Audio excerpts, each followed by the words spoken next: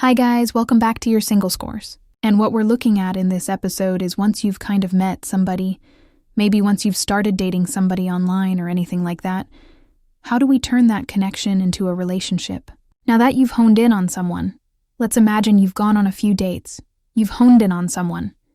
How do we make it a healthy momentum? Now the thing that you need to be aware of when you go from just a few dates and how to transform it into a relationship, the in-between and the interim. You might experience something called limerence, and what limerence is a phase that is way too premature to be love, but way too intense to be casual. So you're in this stage of limerence that can actually fog your judgment. It can cloud your judgment. It can make you super unattractive, and it can sabotage the relationship. And I'm going to describe what limerence is and why you need to be aware of it before you move on to a relationship. So what limerence is a state of heightened infatuation and almost like a semi-obsession with a person that you've recently started dating. The key is recent. It usually fades over time as you start to feel more secure and safe with your partner. But when you've just met somebody, particularly if it's been a long time since you've met someone, you're going to enter this phase. And of one of the FE key features is you have this intense infatuation. You start to really think about this person all the time. You want them, you have this intense need for reciprocation. You want them to always want you. You want them to be always thinking about you. You're constantly wondering, are they thinking about you? Are they not thinking about you? You want to almost get inside their head and hijack their thoughts and implant yourself in there. So you really want to know if they feel the same way, and you don't know if they do or don't. That's the whole point of limits. You don't actually know where you two stand, but you do know you're really intensely interested.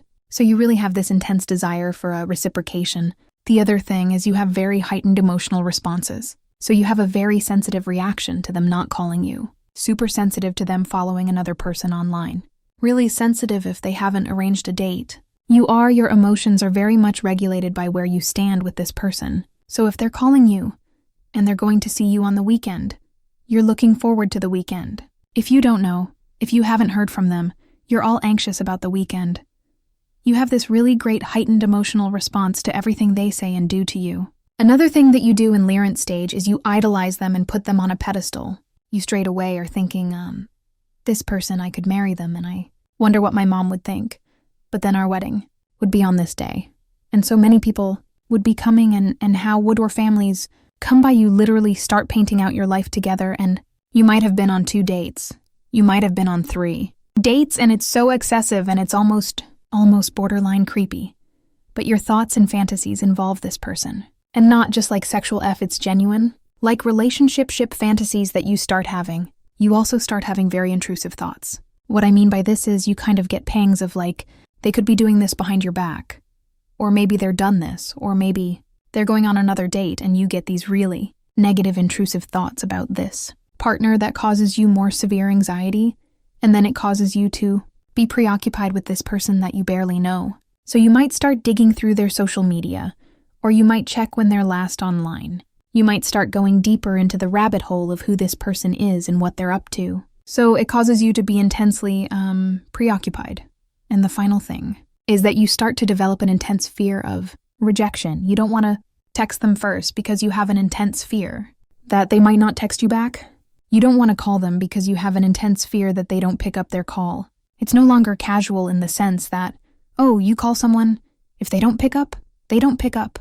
No worries. So I text them and they reply whenever. You text them and you have a state of panic that they might not reply, or they might not open it. Or they've been online and haven't read your message. That intense fear rejection, which is disproportionate to the level of connection that you've got with each other. This is the stage of limerence. Now, limerence can be a precursor for love, but it might just be a stage on its own, and it might just be a signal that this relationship might not work out. We don't know. It's too early to tell. But the main problem with limerence and how it can lead to failure in relationship is when you're in the limerence stage. You're more likely to ignore red flags. You're more likely to ignore the deal breakers that you would normally never forgive in somebody. But because you're in this state of liance, you're ignoring it. And the reason why that's a problem is ignoring those red flags doesn't mean they don't exist. So when you do get into a relationship with this person, your foundation would have contained many deal breakers. And then their relationship's more likely to end. So the reason why, even when you enter this limitant stage, it's really important to take this person off their pedestal. it's really important to still have your eyes open to the red flags. Always have them open to the red flags. Not because you're a detective and you want to be negative, but just so that you don't ignore them because you're so intensely preoccupied. And how you can figure out what the red flags are is you might ask little things like, you try and find out their attachment style. You try and find out what their family background is like. Are they from a stable home? Are they from a corrupted home?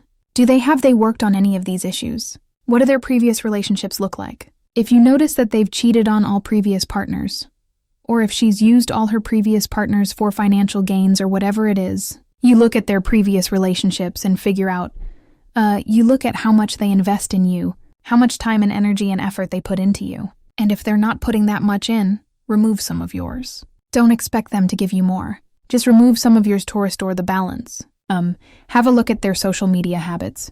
Are their social media habits conducive to a positive relationship, or is it going to lead to deal breakers in your future? Look at your lifestyles. Are your lifestyles compatible? Do you both do similar things on the weekends? Do you both value family the same amount? Do you both have the same spending habits? What are your lifestyles like? Are they still compatible or are they not? Also look at how they resolve conflict. Look at how they communicate. Do they openly communicate? Do they resolve conflict? Or do they stonewall and are they quite guarded? Have a look at all of these things. Now, so the reason why this is important is, it will help you remove your Larence stage and go back into actual assessment. If this is good for me stage,